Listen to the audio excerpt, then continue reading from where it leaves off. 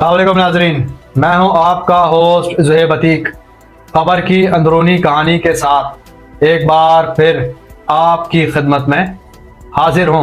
आप देख रहे हैं सहाब डिजिटल न्यूज़, जो रखे आपको हर खबर से बाखबर। जुड़िए रहिएगा सिर्फ सहाब डिजिटल न्यूज़ के साथ। सरकारी लाइन से अरबों रुपए के तेल चोरी, मनी लॉन्ड्रिंग के ताने बाने तलाश करने के लिए आईजी सिंध गुलाम नबी मेमन ने मुल्ज़मान का रिकॉर्ड एफआईए के हवाले कर दिया।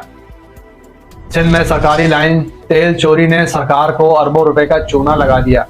तेल की सरकारी लाइन से चोरी की वारदातें दहशतगर्दी से मुमासिल करार देने के बाद तफ्तीश सीटीडी को मुंतकिल की गई तो सनसनीखेज इंकशाफात भी सामने आए हैं, जिसके बाद आईजी सिंध गुलाम नबी मेमन की जानिब से एफआईए इस्लात दहशतगर्दी विंग को एक खत लिख दिया गया है। खत में तेल चोरी के खिलाफ एंटी मनी लॉन्ड्रिंग एक्ट के तहत कार्रवाई की सिफारिश की गई है। एडिशनल आईजी सीटीडी ने बजरिया खत आईजी सिंध को तेल चोरी की दस्तावेजात दी थी। आईजी सिंध ने खत में लिखा कि तेल चोरी में मुलव्वस मुल्ज़मान के खिलाफ मनी लॉन्ड्रिंग की तहकीकात की जाए।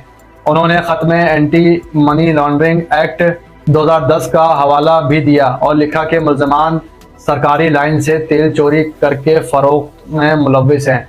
आईजी सिंध ने मुल्ज़मान का मुकम्मल रिकॉर्ड भी एफआईए को भेज दिया है।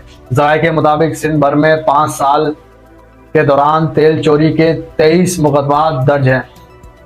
इन मुकदमात में